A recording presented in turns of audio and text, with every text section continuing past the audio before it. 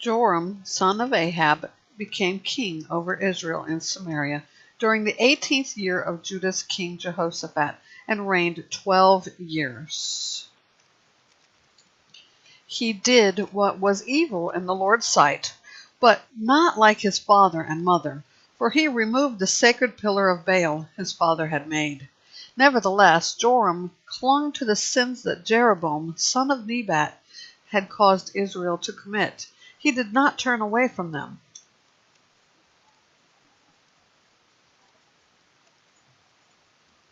King Mesha of Moab was a sheep breeder.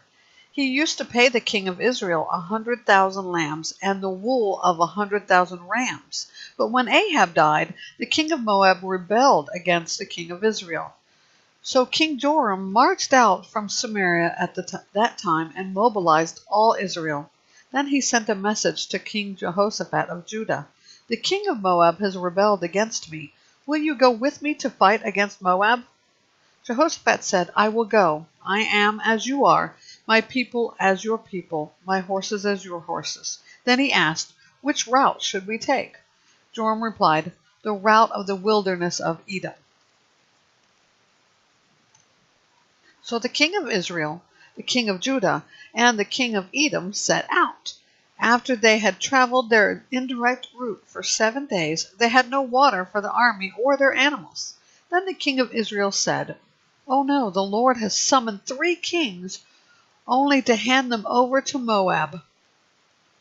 But Jehoshaphat said, Isn't there a prophet of the Lord here? Let's inquire of Yahweh through him.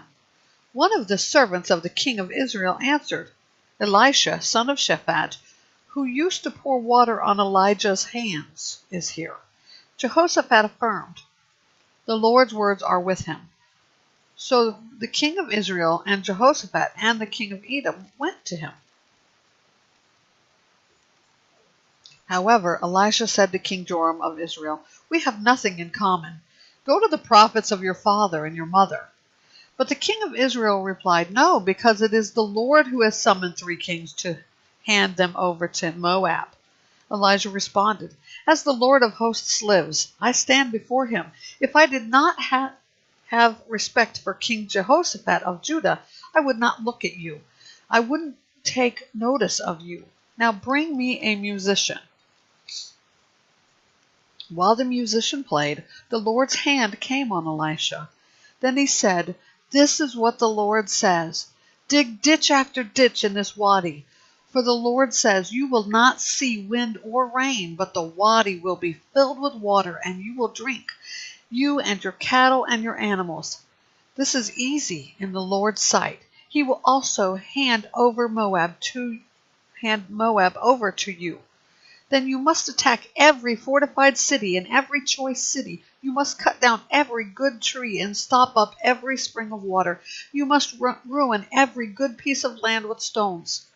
About the time for the grain offering the next morning, water suddenly came from the direction of Edom and filled the land. All Moab had heard that the kings had come up to fight against them.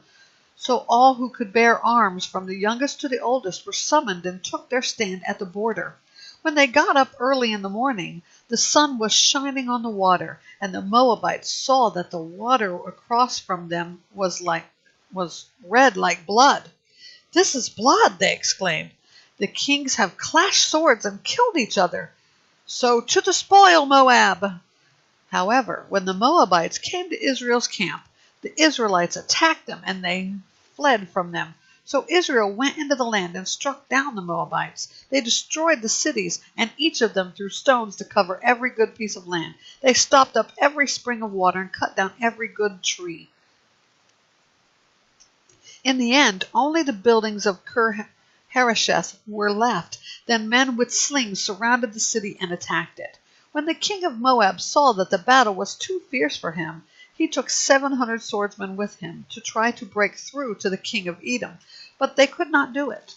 So he took his firstborn son, who was to become king in his place, and offered him as a burnt offering on the city wall.